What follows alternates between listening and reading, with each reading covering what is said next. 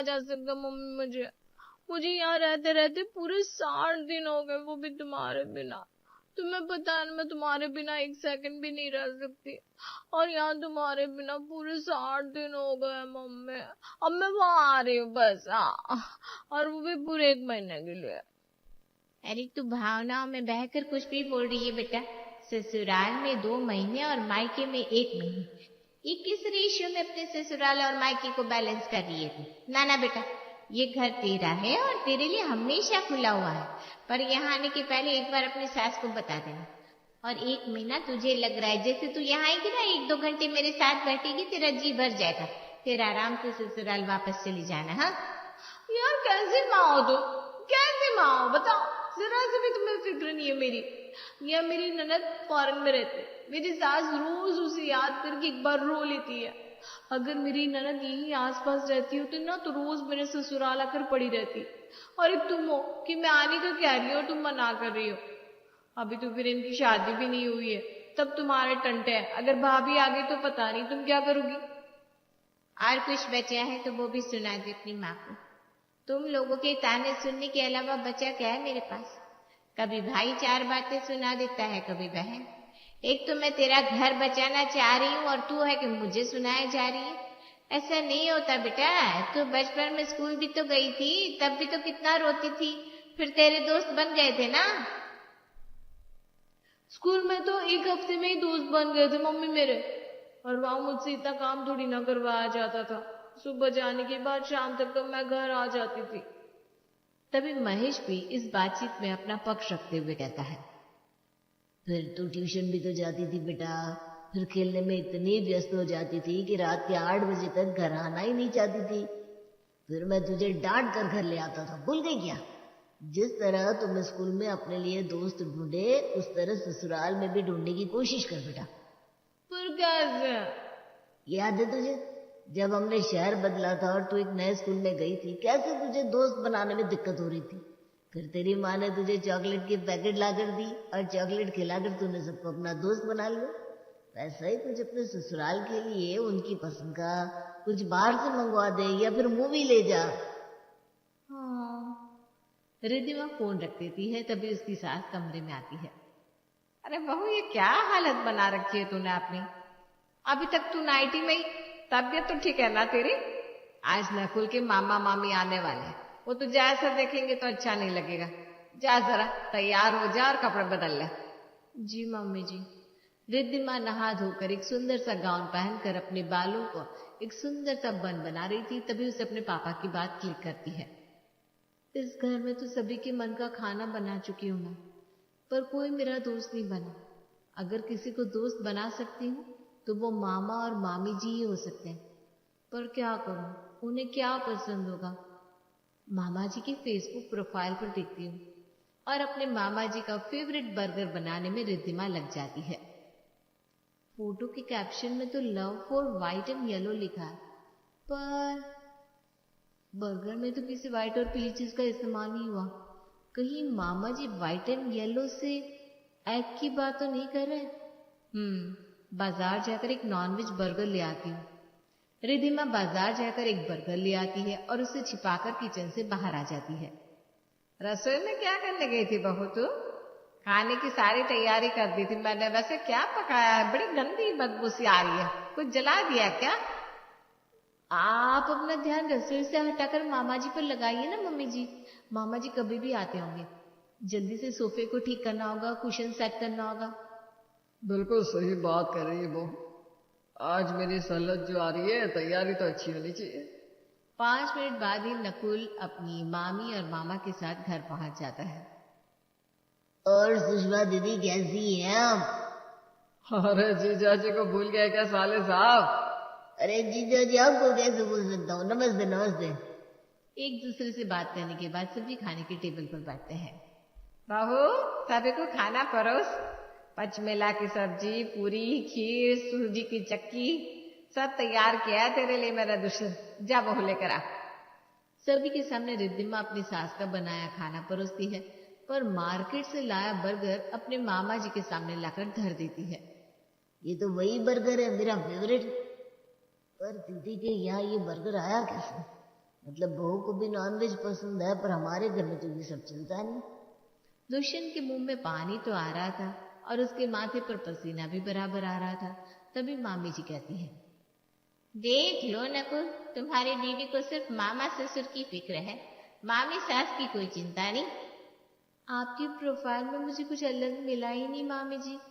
आपको तो घूमने फिरने में बड़ा मजा आता है, तो मैंने सोचा आपके लिए एक अच्छे से स्पोर्ट शूज ले लूंगी, पर मुझे आपका साइज पता नहीं था तो रुक गई। मामा जी को एग बर्गर पसंद है, ये जैसे ही मुझे पता चला मैं मार्केट से खरीद कर ले आई। ये नॉनवेज है बहू, इसे उठाकर बाहर फेंक। आपको इसे बाहर फेंकने की पड़ी है, पर इस बात की नहीं पड़ी कि आपका भाई ये सब खाना सीख गया है। बताइए जी, आपने तो मुझे कभी इस बारे में बताया नहीं। और ये कौन सी फेसबुक प्रोफाइल है? इसके फोटोज मुझे तो नहीं दिख रहे, पर बहू को दिख रहे। वो अरे बहू, तेरे दिमाग में ये उल्टी सीधी बातें कहाँ से आ रही है? मैंने कब कहा कि मैं ये सब खाता हूँ? मामा जी आप नहीं खाते तो मामी की कसम खाकर बोलिए। और बस दुष्यंत बेचारे का भांडा यहीं फूट जाता है।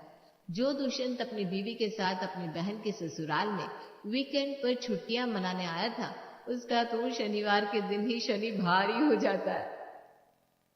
सुषमा जी रसोई कितनी बार घिसेंगी आप? अपने सब कुछ धो लिया और बहू ने बताया भी कि उसे रसोई में कोई चीज रखी नहीं है, पैकेट अलग से रखा था। अब आप ये सोचिए कि इस सब के चक्कर में आपको ये पता चल गया कि आपके भाई को मार्केट में ऐसी चीजें खाने की आदत लग गई है। हाँ मम्मी जी अब छोड़िए ना, मैं तो बस मामा जी के साथ अपना रिश्ता अच्छा करने की कोशिश कर रही थी। सैटरडे को तुम सबके चक्कर में मैंने छुट्टी ले ली। अब मुझे इसका काम कल संडे को जाकर ऑफिस में करना पड़ेगा। मामा जी भी वापस लौट गया और मेरा काम भी बढ़ गया। पर आपको शनिवार को छुट्टी क्यों नहीं देते?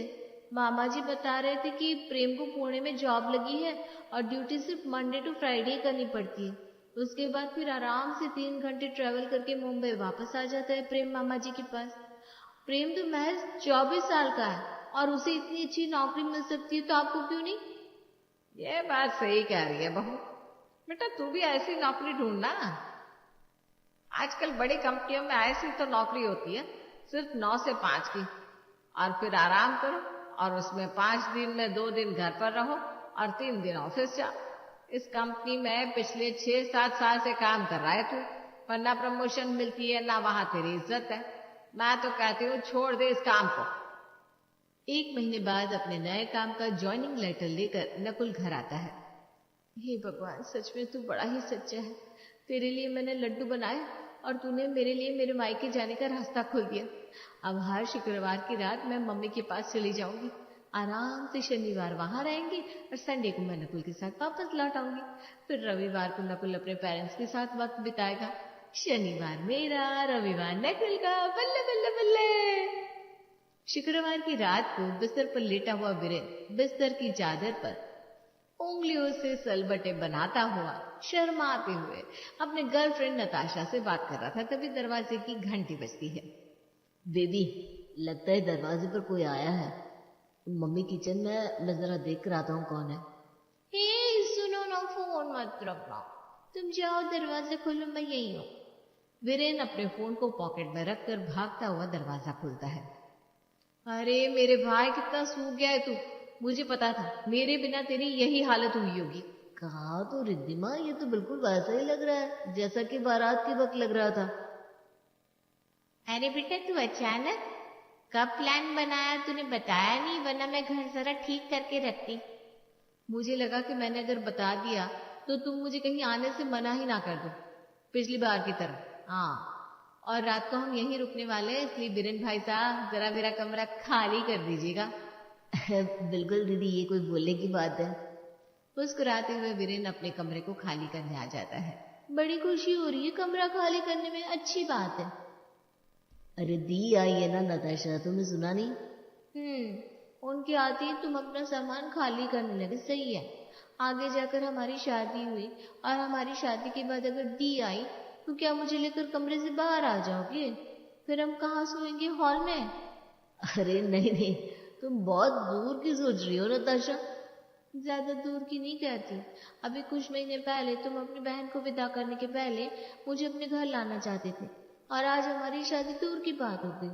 आई don't want to talk to you. हाँ, ये कहकर नताशा फोन कट कर देती है। वीरेन हॉल में आकर सो जाता है। रिद्धिमा और नकुल कमरे में चले जाते हैं। क्या करूं, नताशा तो नाराज हो गई। अगर उसे अभी कॉल किया तो हमारी खुसुर पुसुर की आवाज से पापा जग जाएंगे और 10 बातें सुनाने लगेंगे। अच्छा कोई बात नहीं, कल सुबह मना लूंगा उसे। अगली सुबह दूध वाली की आवाज से वीरेन की आंख खुलती है और सबसे पहले वो अपने फोन को यहाँ वहां ढूंढता है। अरे यार मम्मी, मेरा फोन कहाँ है? कहीं सोफे के नीचे तो नहीं चला गया?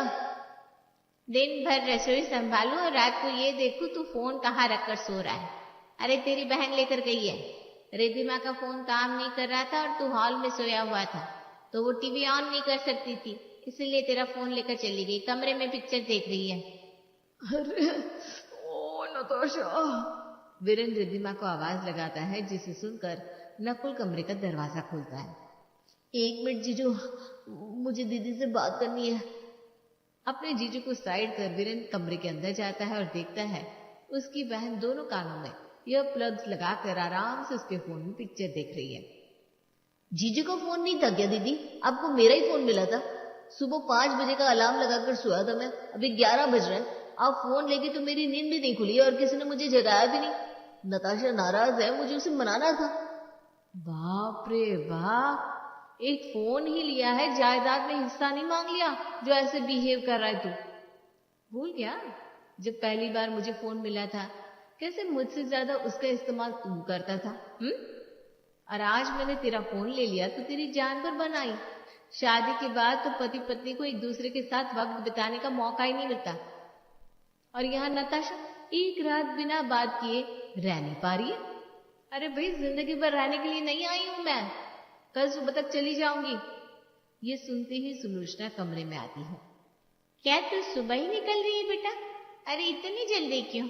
मेरी बात दिल से मत लगा बेटा। अच्छा सॉरी। अरे नहीं मम्मी जी, वो आपकी बेटी ने प्लान किया है कि अब हर शनिवार वो यही रहेगी। मैंने ऑफिस चेंज कर लिया है ना, तो अब सैटरडे को भी ऑफ रहता है मेरा। ये बात सुनते ही वीरेन सबसे पहले जाकर नताशा को बताता है, जिसे सुनते ही उसकी भौहें आसमान पर चढ़ जाती है। क्या? अब तुम्हें मुझसे बात करने की कोई जरूरत नहीं वीरेन, मैं समझ गई। तुम्हारे घर में मेरा आना होने ही नहीं वाला। 2 BHK का फ्लैट है तुम्हारा, उसमें हर शनिवार को दीदी आ जाएगी, तो कैसे चलेगा? या तो नया फ्लैट लो या मुझसे दूर हो जाओ। अरे नताशा, तुम गलत समझ रही हो। मैं गलत समझ रही हूँ? ये बातें भी दीदी ने तुम्हारे कानों में भरी होगी। शादी के बाद हस्बैंड वाइफ को एक दूसरे के साथ वक्त ही नहीं मिलता, तो हमें भी हर वक्त बात करने की आदत पर कंट्रोल करना चाहिए। बस यही मतलब था दी का। कहाँ की बात कहाँ पहुंच रही थी। रिद्धिमा जो अपने मायके वालों से दूर नहीं रह पा रही थी, अपने मायके आई थी और उसके आए हुए कुछ घंटे हुए नहीं थे कि नताशा को तकलीफ होने लगी थी। तभी रिद्धिमा वहां आती है और अपने भाई के हाथ से फोन खींच लेती है। फिर फोन उठाकर ले आया तू? या तो मेरे पास बैठ या फोन मेरे पास छोड़ दे। कितनी बार बताऊं तुझे, मेरा फोन बनने गया हुआ है, शाम तक आएगा। वो दीदी, मुझे भी तो अपने दोस्तों से बात करनी है ना। कितना मिस कर रही थी तुम सबको मैं अपने ससुराल में, पता है? और यहाँ किसी को मेरे लिए वक्त ही नहीं है। पापा अपने काम पर निकल गए, मम्मी किचन में बैठी हुई है और तू है जिससे फोन नहीं छूट रहा। नकुल क्या सोचेंगे? इस घर में मेरी कोई वैल्यू नहीं है। अरे तो तुम दुकान चली जाओ ना पापा के पास, या कह दो मम्मी से तुम्हारी खातिर के पीछे 10 सब्जियां ना बनाए, वरना इतना वक्त नहीं लगता मम्मी को रसोई में। मेरे और पापा के सामने तो वो घूम फिर कर एक आलू की तरी वाली सब्जी और ठंडे पराठे रख देती है, और तुम्हारे पीछे नान, चावल, तड़का, पता नहीं क्या क्या बन रहा है। बाप रे बाप, उम्र हो गई मम्मी की, इसीलिए वक्त लग रहा है और कुछ नहीं। और इतने दिनों बाद बेटी और दामाद घर आए हैं तो खातिरदारी करने का मन करेगा ही। बहू ला दो मम्मी के लिए तो वो काम करेगी, मम्मी को खुद ब खुद आराम मिल जाएगा। वैसे भी अब मेरी खातिर के लिए भी भाभी तो होनी चाहिए। वीरेन का फोन चालू था, नताशा सब सुन लेती है। अपनी शादी के पहले तो दीदी बिल्कुल अलग बातें करती थी और अब रसोई में मुझे भेजने की बात कर रही है। ये मैं नहीं होने दूंगी। दोपहर में पूरा परिवार एक साथ बैठकर खाने का मजा ले रहा था, तभी दरवाजे की घंटी बजती है। मैं देखती हूँ। अरे आप कितना काम करेंगे, आप बैठ जाइए, मैं देखता हूँ कौन है। जरूर खाने की सुगंध पड़ोसियों तक गई होगी, कटोरा लेकर पहुंच गए होंगे दरवाजे पर। वो क्या है ना, आप आए हैं तो ये सब खाना नसीब होना है हमें, वरना आपकी सास तो मेरे सामने करेला रख देती है दामाद जी। महेश जाकर दरवाजा खोलता है और दरवाजे पर होती है नताशा। अरे बेटा तुम गलत वक्त पर आ गई क्या अंकल जी?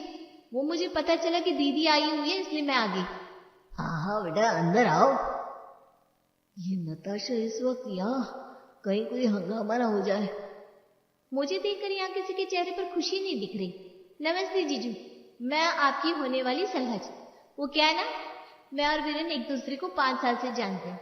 जब से वीरेंद्र जी से बात होनी शुरू हुई मेरी, मैं तो अपने घर पर होकर भी घर पर नहीं हूँ।